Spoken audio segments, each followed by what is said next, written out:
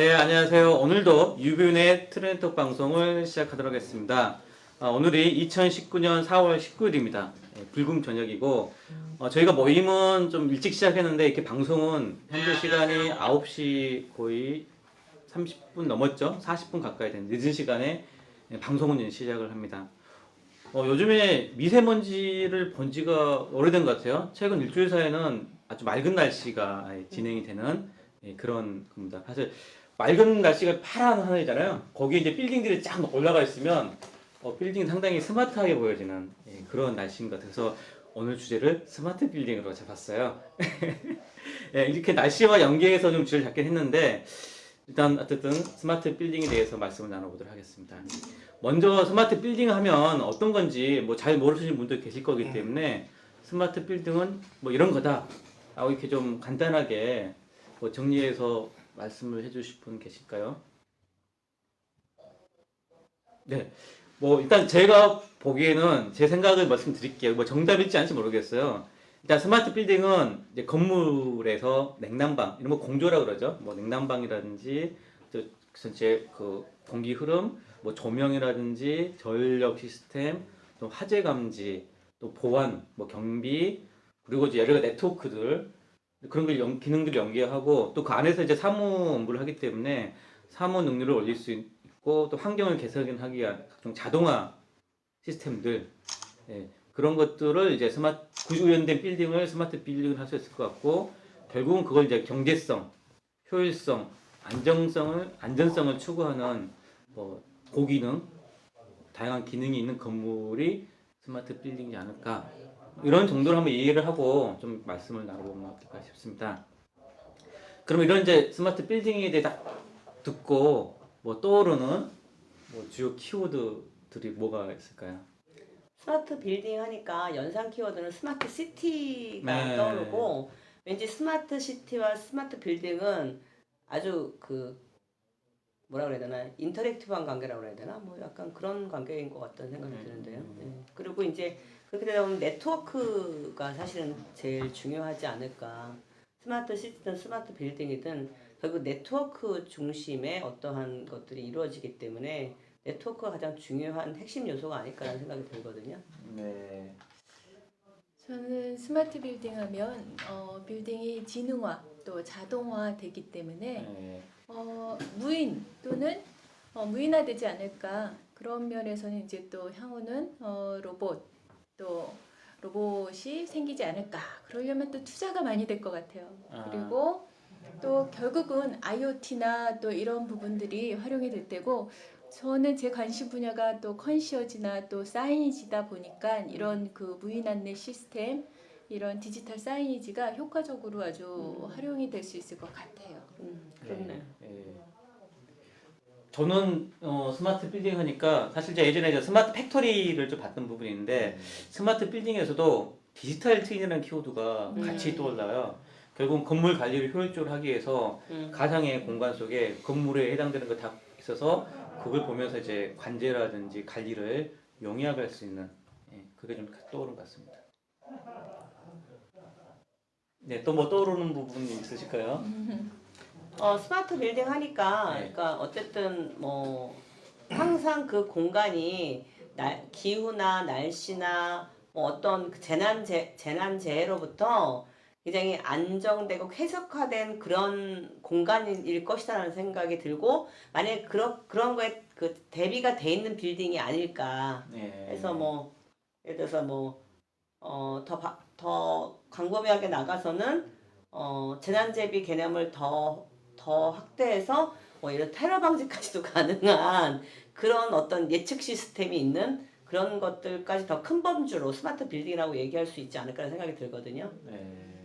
그리고 아까 그 디지털 트윈을 말씀하셨잖아요. 네. 지금 싱가포르에서 버추얼 싱가포르에서 네. 나라 전체를 디지털 트윈을 하고 있는데 네. 결국은 향후 어떤 문제 해결을 위한 방법론으로서 또 이제 이런 빅데이터를 모아서 향후 뭐 재난이 일어났을 때 복구를 할 때 활용을 한다든지 이런 부분에서 효과적으로 활용할 수 있을 것 같고 또는 이제 뭐 자율주행 자동차가 이제 도시 전체 이렇게 다니게 됐을 때 이런 게 하나의 시스템으로 가능할 것 같은데 또 하나 걱정이 되는 거는 해킹이나 이런 데에 대해서 어떻게 해결을 할 수 있을까. 결국은 지금 제가 말씀드린 이야기가 스카이스크래퍼라는 영화 속에 있는 내용하고 똑같이 그런 우리가 해결해야 할 문제점들도 있지 않을까 이런 생각이 드네요.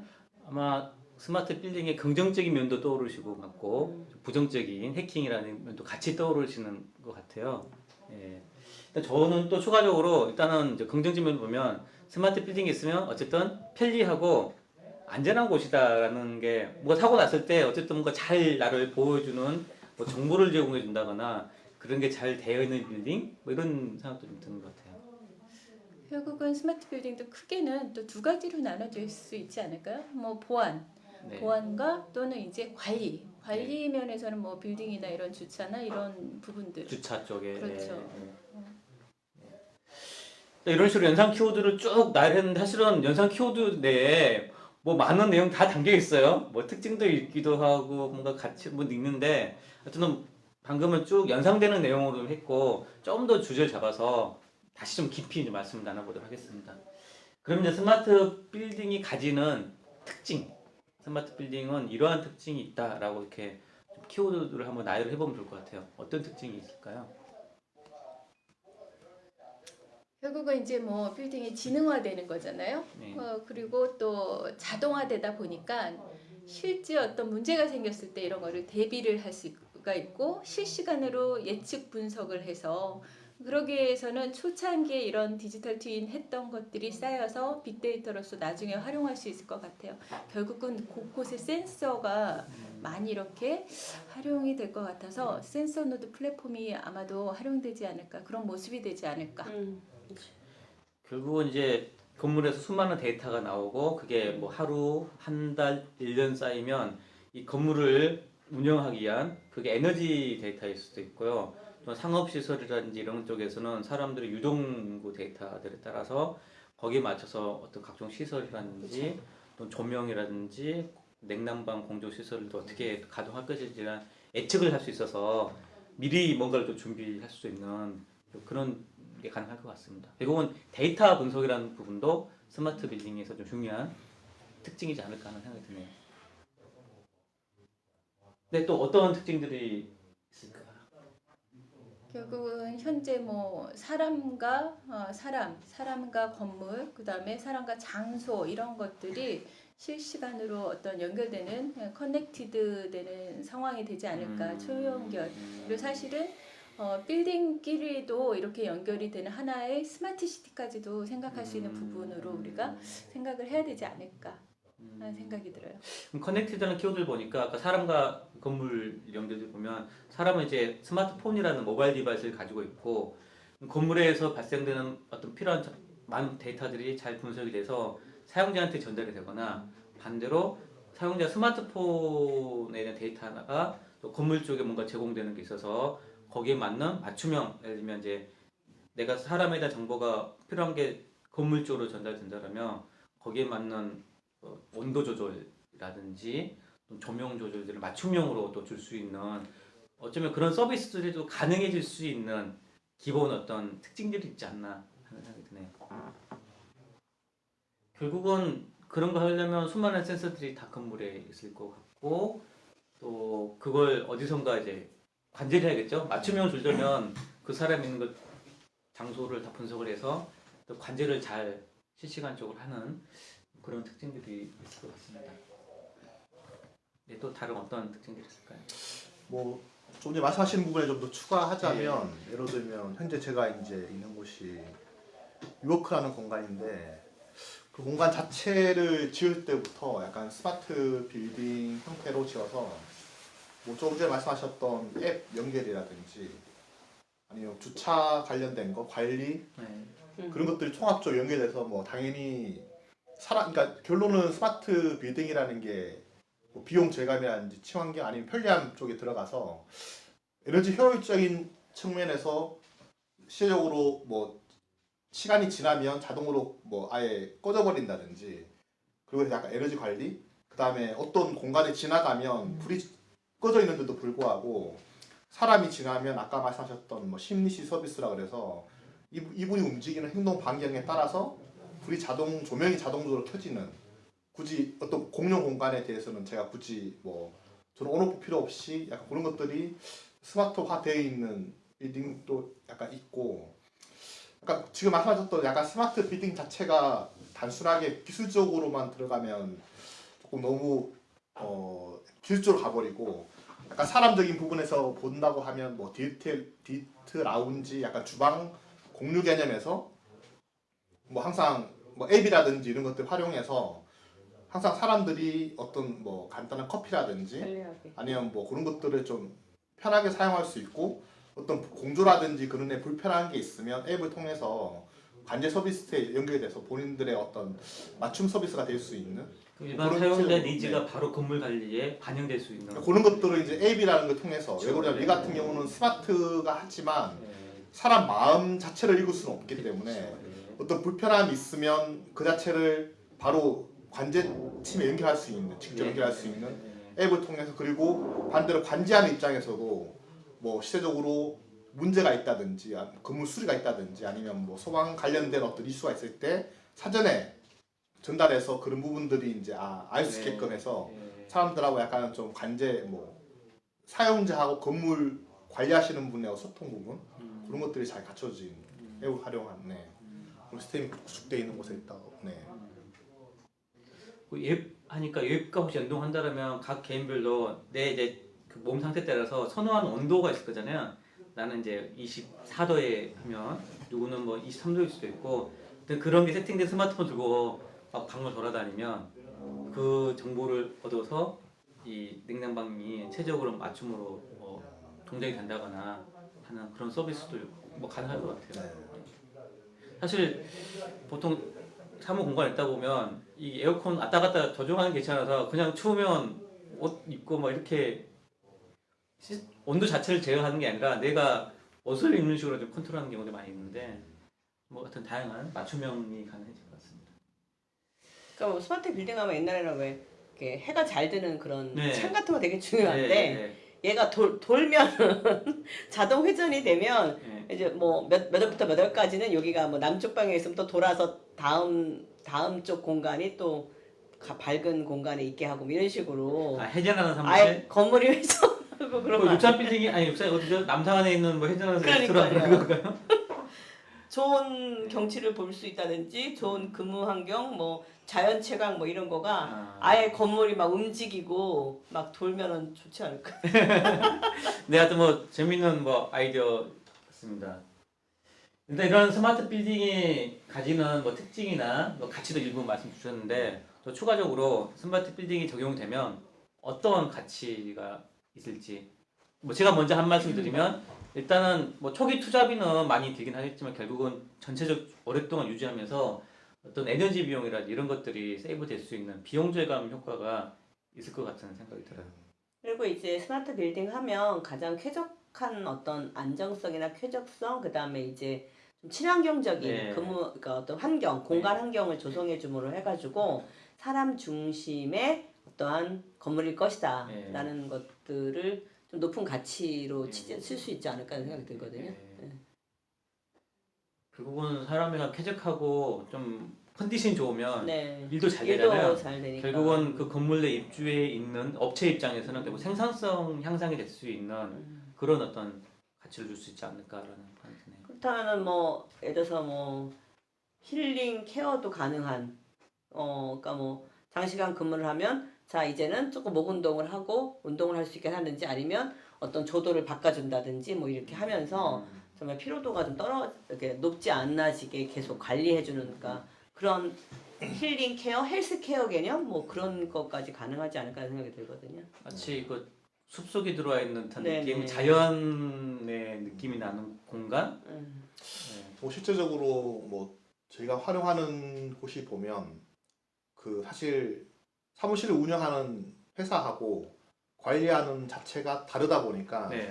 관리하는 곳에서 약간 좀 다양한 네트워크를 활용할 수 있게끔, 예를 들면 뭐 어떤 큰 공간에서 뭐 이벤트를 한다든지, 어떤 회사가 예를 들면 그 입주한 회사 자체가 큰 이벤트가 있는데 그 자체를 뭐 그 공간 내에서 좀 확장시켜서, 그러니까 오픈 오피스 같은 경우는 그런 거 시간대별로 어떤 곳은 일상적인 어떤 사무 공간이 되지만 그 자체가 또 세미나 룸으로 병행해 사용할 수 있고, 뭐 또 다른 이벤트로 예를 들면 그 입주 하시는 분 중에 아까 말씀하셨던 뭐 안마라든지 요가라든지 그런 다양한 액토 할 수 있는 분들이 있으면, 뭐 예를 들면 그런 것들을 아까 통합 앱 서비스를 통해서 뭐 일주일에 한 번씩 두 번씩 그런 시대적으로 네트워크 할 수 있게끔 그런 이벤트를 열어줘서 공유를 해주거든요. 그 시간에 뭐 실제적으로 내가 한 회사에 있으면 그 공간을 못 누리겠지만 앱이라는 걸 통해서 네트워크까지 할 수 있고, 뭐 좀 더 새로운 사람이랑 네트워크 할 수 있는, 그리고 약간 그거 통해서 이제 아까 말씀하셨던 뭐 힐링이라든지 다양한 액티비티를 할 수 있는 그런 것들이 좀 가능해지지 않을까. 네. 그러니까 커뮤니티 서비스도 가능하다는 얘기를. 네네네. 근데 저는 이제 기존에는 스마트 빌딩이 건물주 위주로 모든 시스템이나 이런 것들이 됐다면 결국은 지금 나오는 이야기들이 인간 중심으로 좀 많이 바뀌어야 된다. 그래서 인간 중심의 어떤 사용자 경험 디자인이나 사용자들이 쉽게 접근할 수 있는 이런 인터페이스들이 사실은 중요하다고 생각이 돼요. 사실 그건 공통의 흐름인 것 같은데요. 지금까지 관리자, 공급자 중심의 뭐 제품 서비스였다면 다 그런 게 사용자 중심, 맞춤형 중심, 이게 이제 건물도 뭐 그렇게 흐름으로 가는, 그게 또 가야 될 방향으로 좀 생각이 드는 것 같아요. 실제적으로 사실 제가 예로 들면 대학교를 다녔을 때 공부할 때 대부분이 도서관에 갔다고 하면 현재 대학생들은 대부분의 카페라든지 그런 공간, 오픈된 공간에서 커피를 즐기면서 할 수 있는 공간으로 많이 가 있고, 공유 오피스도 비슷하게 오피스를 나누는 공간은 그렇게 되어 있지만 최적으로 공용으로 쓸 수 있는 공간 자체는 약간 카페처럼 뭐 디자인 자체가 약간 뭐 아까 사람 중심적이고 좀 더 안락하고 편리함 느끼고, 약간 뭐 아까 말씀하셨던 뭐 건물 좋은 환경이나 이런 것들 볼 수 있게끔 각 의자나 이런 것들이 굉장히 조금 소프트한 카페 같은 느낌, 그런 걸로 채워지기 때문에 약간 좀 인간 중심의 그런 느낌으로 많이 바뀌고 있는 것 같아요. 자, 그러면 저는 갑자기 그런 생각이 들어요. 그 공간도 스마트 스페이스로 다양한 어떤 기능들을 할 수 있을지 않을까. 그래서 사실은 요즘에 카렌시아에서 나만의 안식처 휴식 공간, 그리고 그 안에서 내가 어떤 사무를 한다든지 이런 공유 공간이 될 수도 있고, 이런 약간 그 멀티플렉스한 공간으로도 우리가 스마트 빌딩을 생각할 수 있지 않을까. 네. 이런 이제 스마트 빌딩이 좀 이렇게 쉴 수 있는 뭐 그런 용도로 될 수도 있고, 일을 할 수 있는 곳으로 될 수 있고, 일을 한다면 결국은 사무 오피스 또는 사무 오피스는 이제 공유 오피스죠. 공유 오피스 같은 경우는 되게 요즘 서비스 보면 뭐 모든 서비스 다 주잖아요. 쉴 수 있는 공간도 제공하기도 하고, 또 필요에 따라서 공간을 합쳤다 줄였다 하면 하고, 뭐 주차 시스템과 연동해서 모든 걸 여러 업체나 입주를 되어 있지만 편리하게 쓰는 좀 서비스 형태로 많은 빌딩 공간 서비스 제공이 되어 가는 것 같아요. 그래서 일단 스마트 빌딩은 그런 업무용 공용 오피스 분야에도 의미 있게 쓸 수 있는 부분이라 생각됩니다. 또 뭐 그런 식으로 이제 어떤 분야들에 이런 스마트 빌딩이 좀 적용될 수 있을까요? 이제는 뭐 오피스 말고도 주거에서도 볼 수 있을 것 같고, 우리가 이제 또 호텔이 가장 많이 일단은 그런 변화가 있을 것 같아요. 그리고 또는 백화점. 예. 가장 민감한 거는 어떻게 보면 뭐 호텔이나 백화점 같은 경우는 상점 시설, 상업 상업시설. 공간이니까 굉장히 민감하게 스마트 빌딩의 반응을 가질 것 같다는 생각이 드네요. 호텔 같은 경우는 지금 현재 컨시어지가 아주 효과적으로 활용이 되고 있는 사례들을 볼 수가 있고요. 그 부분이 그 공간뿐만이 아니라 그 지역의 어떤 문화 관광까지도 연결이 돼가지고 활성화될 수 있는 부분도 있다고. 아까 제가 사용자 중심의 그런 경험을 말씀드렸는데, 호텔이 사용자 중심으로 모든 걸 좀 해주는, 특히 호텔에서는 음성 스피커를 이용해서 뭐 그 룸 안에 있는 조명도 제어하기도 하고, 또 그 스피커를 이용해서 또 뭐 주차라든지 여러 가지 또 정보들을 컨트롤할 수 있는 형태로 계속 진화할 수 있지 않을까. 그래서 호텔이라는 측면도 상당히 이 스마트 빌딩에서 좀 관심 있게 봐야 될 뭐 분야이지 않을까 생각도 드는 것 같습니다. 그러면 제가 여러 이제 사무실도 나왔고 호텔도 나오고 상업시설 등등이 나왔는데 그런 걸 구성 요소 기술이라고 해야 될까요? 그럼 어떤 기술들이 좀 있을까요? 요소 기술이라는.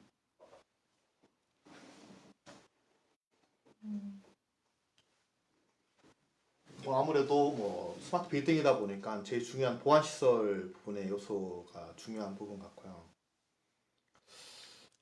그다음에 뭐 관리 관점에서 뭐 통합 관제 시스템, 뭐 예를 들면 CCTV라든지 뭐 방송 시스템, 뭐 그리고 실제로 아니면 또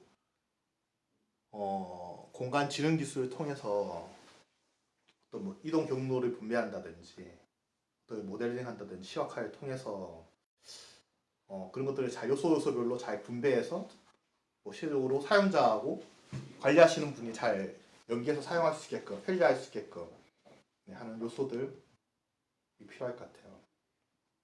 또 기술로는 현재 그 빌딩의 자동화, 전반적인 거, 그 다음에 시스템을 좀 통하는 부분, 그 다음에 사무적인 어떤 자동화, 그다음에 기술을 통한 서비스 측면으로서 이 기술이 크게는 나눠질 수 있지 않을까요? 저는 이제 거기 플러스해서 이제 가상화 기술이 좀 더 필요할 것 같아요. 가상화라는 의미는 어떤 의미냐면 이제 건물이 뭐 층으로 나눠져 있지만 서비스 관점에서는 5, 6, 7층을 하나에 묶어서 가상화를 하나의 공간으로 하고 그걸 관리하고 이런 게 필요하거든요.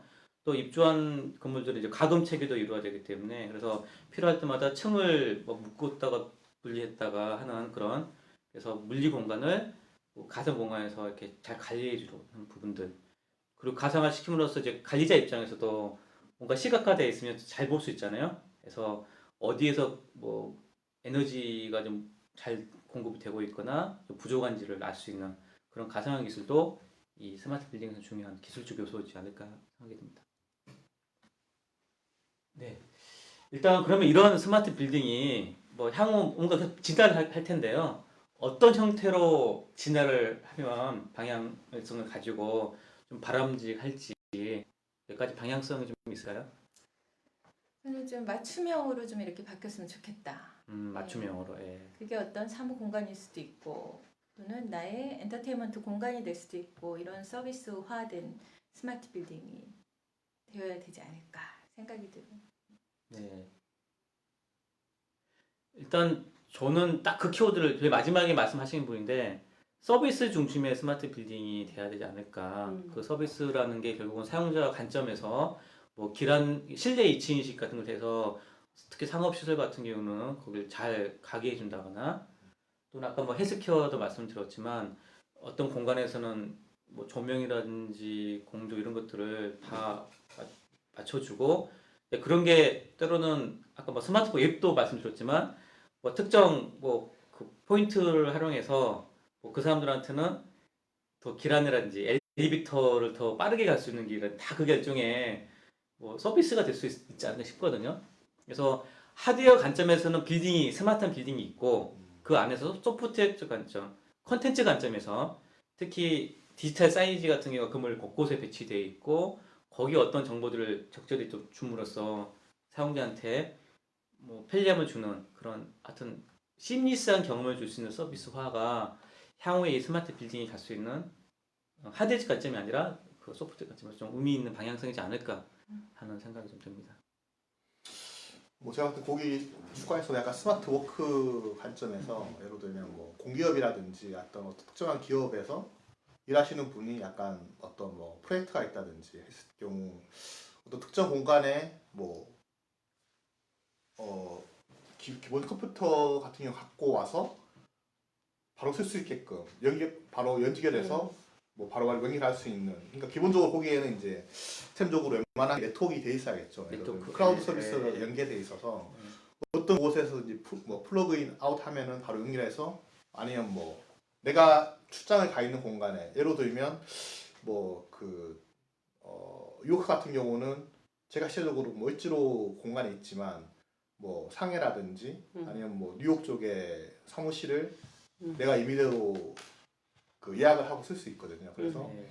그러니까 스마트 워크 관점에서 내가 예를 들면 뉴욕에 어떤 출장이 있는데 내가 그 공간을 예약을 하고 약간 어떤 사람을 불렀을 경우에 내가 약간 객이 아닌 약간 주 개념에서 좀 미팅을 끌고 갈 수 있는 공간에 그러니까 네. 회실 예약 시스템 같은 거. 그러면 뭐 네, 그거는 네. 글로벌 비즈니스 네, 형태로 그러니까, 해서 네. 빌딩끼리 커넥티드 돼서 네. 뭐 주요 거점 도시를 중심으로 한 커넥티드 된 뭐 스마트 빌딩 뭐 이렇게 갈 수도 있겠네요. 건물이. 네트워크 잘 돼 있으면 그래서 글로벌한 스마트 워크가 가능할 수 있게끔. 그러니까 옛날에는 네. 중요 이제 회사에서도 뭐 그래서 연말 결산을 한다든지 뭐 우리 같은 경우에는 뭐 예를 들어서 뭐 학교에 주요 뭐 기획서를 쓴다든지 이러면 호텔 빌려가지고 브레인스토밍 하면서 막 몇 박 며칠 밤새고 썼는데 이제 스마트 빌딩을 활용하면 뭐 그것도 글로벌하게 쓸 수 있는 요소가 될 수 있고 하니까 스마트 워크를 할 수 있는 굉장히 주요 그 활용이 될 수 있는 것 같아요. 그리고 공유 오피스, 스마트 워크 뭐 이런 것들이 좀 하나의 맥이 뭉쳐지는 컨셉인 것 같아요. 비즈니스로서 보일 수 있는. 네. 스마트 빌딩 하면 방향성도 말씀드렸고 참 다 좋은데 그래도 걱정되는 부분들이 있을 것 같아요. 이슈라고 해야 될까요? 스마트 빌딩 다 좋은데 혹시 이런 문제가 발생이 되면 참 그렇다. 중요한 건 이제 스마트 빌딩이니까 데이터나 뭐 이런 지능화 자동화에 연결된 네. 어떤 해킹이나 예. 그런 보안과 관련된 뭐 테러가 있다면 예. 속수무책이 될 수 있는 부분들 뭐 이런 것들이 좀 이슈가 되지 않을까라는 생각이 들거든요. 옛날 테러는 뭔가 물리적으로 이렇게 테러했지만 이제 원격으로 갑자기 그 못 시스템을 쓰게 조작을 한다든지. 해서 일종의 그런 모든 문을 통제하고 안에는 뭐 난방이나 모든 장치를 가끔씩 폭파시킬 수도 있는 거잖아요. 그래서 뭔가 그런 문제점도 걱정되는 부분이 있는 것 같습니다. 모든 뭐 전기 시스템이나 네트워크 자체가 에너지로 전기 특히 이제 전기 에너지로 구성되어 있기 때문에 어떤 특수한 이슈 때문에 뭐 전기 공급이 안 될 경우에 예. 우리가 1차적으로 뭐 안전 장치부터 기본적으로 조명이라든지 심리스 서비스 자체가 기본적으로 에너지가 정상적으로 공급되는 이슈 하야 되는데 그렇지 않은 상황에서 약간 고철처럼 아니면 오히려 스마트하지 않은 일반 빌딩보다 더 불편한 시스템이 돼버려서 예를 들면 뭐 기본적으로 스마트 빌딩이면 보안 시스템 때문에 뭐 키카드라든지 이런 걸 통해서 이제 접근할 수 있고 엘리베이터라든지 그런 것들이 다 그렇게 되어 있는데 안 됨으로써 그냥 아무데도 갈 수 없는 그래서 약간 좀 그런 것들에 대한 이슈를 잘 관리하고 뭐 컨트롤할 수 있는 그런 것들이 좀 못했을 경우 이슈가 되지 않을까. 네. 많은 말씀 나누는데요. 지금까지 논의되지 않았던 궁금한 사항들 좀 더 있으면 말씀 나누면 좋을 것 같은데요. 일단 에너지 이야기 좀 나누는데 이 스마트 빌딩에서 과연 그 전 대비 에너지 절감 효과가 얼마나 될까요? 글쎄 뭐 스마트 빌딩을 어떻게 설계하고 어떻게 만드느냐에 따라 다르겠지만 자체 자가 발전이 되는 형식, 자가 에너지 생산이 가능하다면 에너지 효율은 굉장히 높을 것 같다는 생각이 들거든요. 사실 뭐 정확하지 않지만 뭐 에너지 절감은 한 20에서 뭐 30% 정도 절감 효과가 뭐 있다는 말도 있어요. 뭐 어떤 제가 뭐 정확한 데이터에 근거해서 말씀드리는 거 아니지만. 네. 뭐 제가 봤을 때는 예전에 있는 사무실을 연상해 보면 항상 에너지 절감이라고 하고 네. 그 포스트라든지 그런 걸 통해서 예를 들면 항상 뭐 불을 끄세요 아니면 뭐 하지 마세요 이런 것들이 되어 있는데 아무래도 이제 스마트 빌딩이다 보니까 제어심이 들어가 있어서 굳이 사람이 이거에 대한 부분을 하지 않더라도 자동적으로 어떤 뭐 설정이라든지 아니면 프로그램적으로 그런 것들 차단해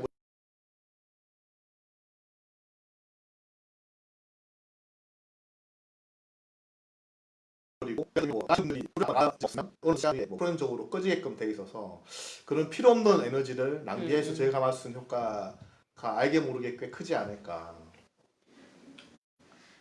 그러면 이제 좀 이어서 네. 스마트 빌딩이 필요한 이유? 왜 필요할까?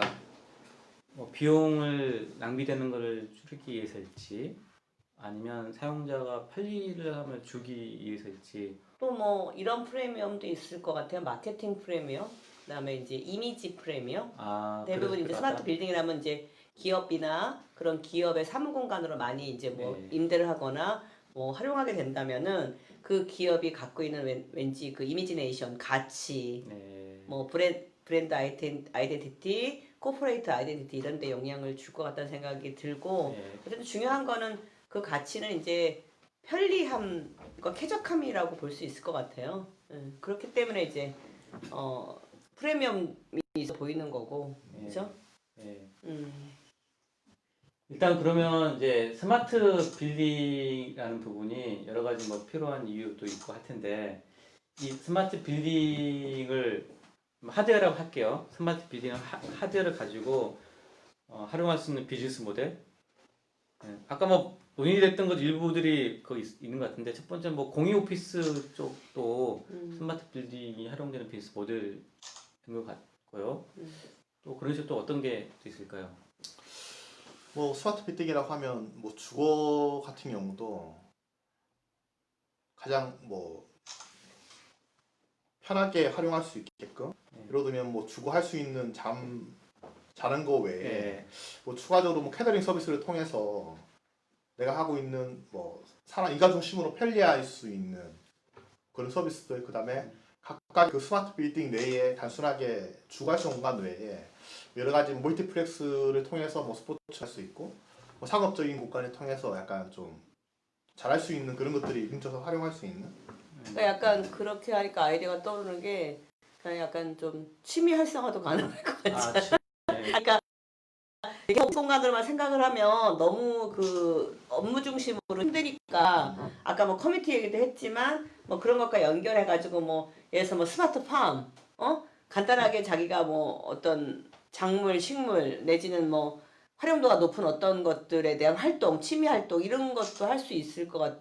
뭐 취미별 틀면 커뮤니티 활동도 뭐 다이닝 그런 디저트 라운지 같은 거 뭐 이런 걸 이용해서 뭐 그 안에서 어떤 커뮤니티도 있을 수 있고, 그 안에 스마트 팜을 활용한 뭐 커뮤니티도 있을 수 있고, 뭐 이렇게 뭔가 멀티 뭐 아까 뭐 스포츠나 뭐 헬스 뭐 이런 것도 있겠지만, 뭔가 오피스와 사람이 좀 더 취미 활동을 할 수 있는 그 영역이 넓어질 수 있는 빌딩, 뭐 약간 그런 생각이 조금 드는데요, 연결해가지고. 그래서 제가 아마 그 빌딩에서 뭐 스타트업이 할 수 있는 비즈니스를 생각해 본다면, 결국은 건물 내에 수많은 상업실도 있고 사무공간도 있고 주차실도 있는데, 그런 것들이 사용자가 편리하게 뭐 예약도 맞춰 해주고, 또는 하나가 예약이 되면 그 다음에 할 수 있는 서비스 추천해 준다고 해서 그 건물 내에서 아주 이것저것 편하게 쓸 수 있는 일종의 심리스한 서비스 그쵸. 부분이 심리스 비즈니스한 서비스가 비즈니스 측면에서 어떤 부분. 그래서 그 건물이 어떤 건물에 따라서 건물 내에 있는 하드웨어가 특성이 맞아야겠죠.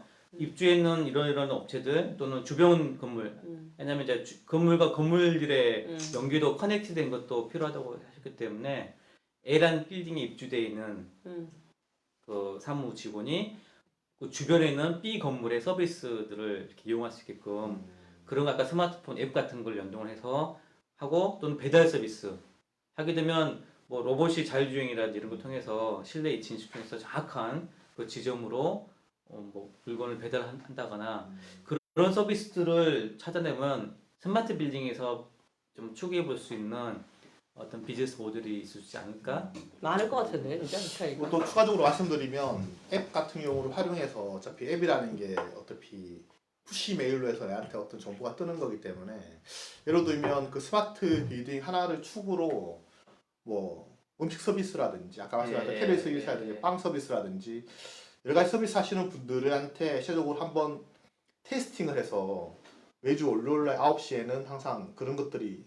뭐 1시간 정도 이렇게 프리하게 서비스해 보면서 실제로 그 맛을 봐야 사람들이 테스트 베드 네. 테스트 베드 배드 이용해서 역할로서도 비즈니스에. 실제적으로 이제 활용하고 하고 있거든요. 그런 것들도 어떻게 보면 괜찮네. 단순하게 스마트 빌딩 자체가 뭐 하나의 어떤 큰 하겠지만 그 중간에 관련된 뭐 실제로 서비스적으로 활용할 수 있는 공간까지 연계해서 뭐 자기 비즈니스를 좀 홍보한다든지 뭐 그런 역할까지도 뭐 확장시킬 수 있는. 네.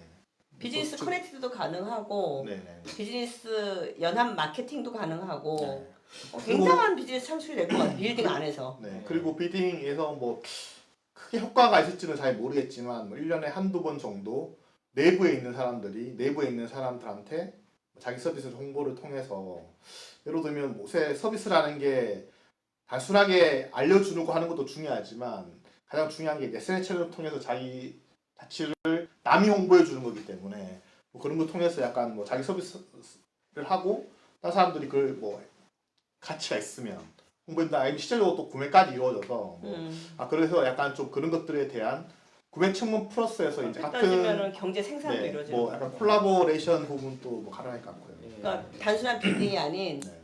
경제 활동 생산의 주체가 되는 뭐 그런 마당이 될 수 있는 그런 장이 될 수 있는 거네요. 이 개념이 좀 더 아까 뭐 커넥트라는 단어 같고 그걸 다 합치면 작게는 스마트 빌딩이고 또 좀 더 키면 스마트 시티로 그렇게 자연스럽게 연결될 수 있는 부분 같습니다.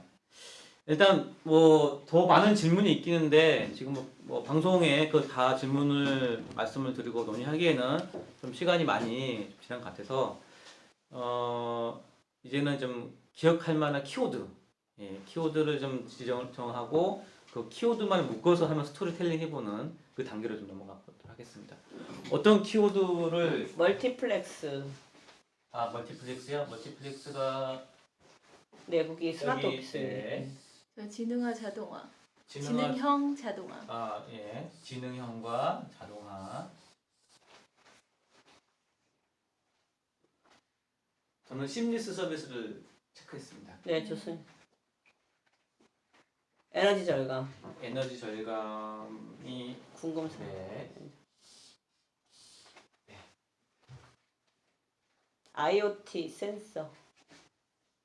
연산 키워드 쪽. 영상 키워드 쪽으로 IoT 볼까요? 센서가 제일 뭐 필요할 것 센서 적고 IoT 적고 저는 가상화 쪽으로 하나 더 체크를 저 해볼게요. 키오스크인데 잘못 쓴거 돼 있어. 키오스크에 빛이 비쳐갖고 잘 안 보여. 키오스크를 빨간 펜 그건 아니시죠? 그냥 아니에요. 오타라서 말씀하신 거죠? 저는 이제 디지털 트윈이 향후 방향성 디지털 트윈. 것 같아서. 네. 네, 저 키워드 같아요. 디지털 트윈. 근데 건축학과 학생들이 하는 거 보니까 네. 디지털 건축? 그 네. 설계부터가 디지털적으로 하려고 저기 디지털 건축인 것 같아서 안 보이는데 건축. 예. 네. 건축학 학생들이 다 이런 쪽으로 지금 설계하고 그러더라고요. 네, 애들 네. 발표하는 거 보니까.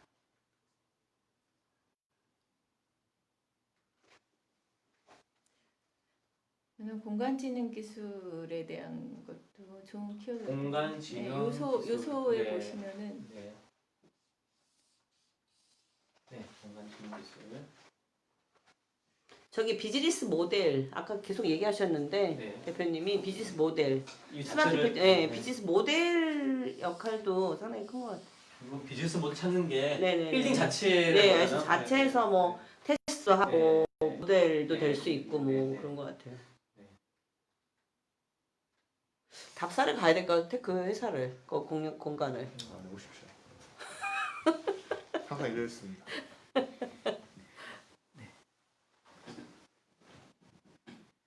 지금 방송 듣고 계신 분은 지금 이 상황은 좀 제가 좀 논의하면서 기억할 만한 키워드들을 정리를 하고 있고요. 이걸 가지고 또 의미 있는 스토리를 한번 만들어 보려고 합니다. 좋은 것도 하나 있는데 센서 노드 플랫폼이요. 센서 노드 플랫폼이 어느 쪽에 네, 있죠? 특징이. 저게. 네. 아 그렇지. 네.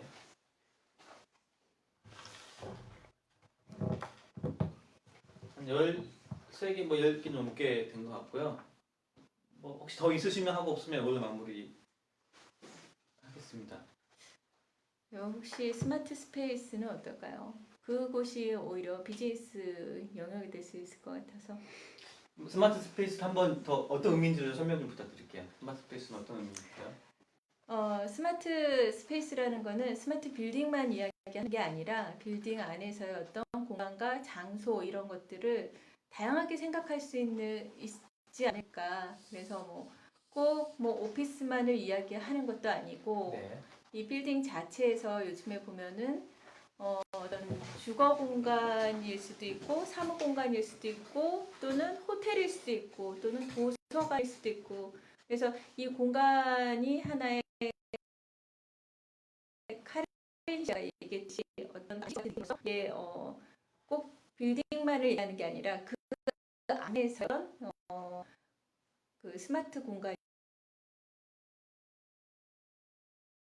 휴식 같은 경험으로서 제가 네, 일단 알겠습니다. 그러면 스마트 스페이스까지 네. 포함해서 이제 키워드를 정리를 했어요. 그러면 서비스 공간을 얘기를 하는 거예요. 다양한 서비스. 네, 다양한 서비스 이루는 공간, 네, 그렇게 좀 이해를 하겠습니다. 자, 이렇게 좀 네. 키워드가 모아졌어요. 이걸 이제 어떻게 스토리를 푸는 게 좋을지 딱 머리 보시면서 떠오르는 게 있으세요? 머릿속에 지금 구상하고 구상하고 계십니까? 계셔요? 네. 있으시면 손 들어봐 주세요. 눈이 혹시 막 한번 스토리텔링을 해보시겠다. 마무리를. 네, 이걸 좀 묶어서 있으시면 하고요. 없으시면 뭐 제가 해야 되겠지만. 네. 예의가 아닌 것 같아서. 일단 뭐 제가 한번 또 해보도록 하겠습니다. 네. 일단 스마트 빌딩이라는 주제로 시작됐지만 사실 스마트 빌딩은 결국은 건축이라는 과정을 통해서 건물을 세우면 이제 빌딩이 만들어지게 되겠죠. 그래서 그 스마트 빌딩을 논의하기 전에 사실은 디지털 건축 또는 뭐 스마트 건축 이런 개념도 같이 이해를 하는 게 필요할 것 같아요. 건축은 건축 설계를 하고 또 짓기 전에 제대로 설계가 되는지를 또 이렇게 시뮬레이션 해봐야 되고 그런 거에 이제 여러 가지 기술들이 있겠죠. 그래서 그 시뮬레이션 통해서 그 공간에서 들어간 각종 센서 위치라든지 뭐 이런 여러 가지 네트워크들을 다 시뮬레이션 해야 실질적으로 제대로